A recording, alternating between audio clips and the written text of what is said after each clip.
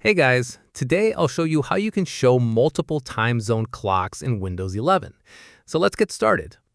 First, look at the bottom right corner of your screen where the time and date are shown on the taskbar.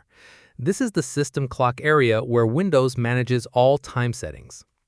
Now, right-click on the time and select Adjust Date and Time.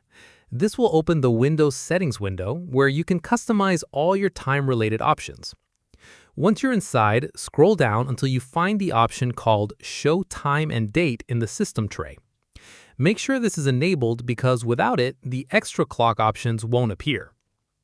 Next, click on the drop-down arrow in that section. You will now see an option to add additional clocks.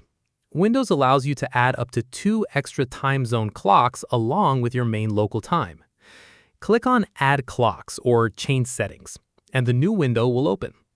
Here, you'll see options for Clock 1 and Clock 2. Tick the checkbox to enable the first additional clock. Now, select the time zone you want, for example, GMT if you want UK time. After selecting it, give it a name like UK time so you can easily identify it later. Repeat the same steps for the second clock if you want another time zone, like New York or Dubai time. Just select the time zone and assign a display name. Once everything is set, click Apply and then OK to save your settings. Now here's how it works in real use. Go back to your desktop and hover your mouse over the time in the taskbar. You will now see a pop-up showing your local time plus the additional time zones you added. This is very useful if you work with international clients, attend online meetings, or manage teams in different countries because you can instantly compare times without opening any app. And that's it.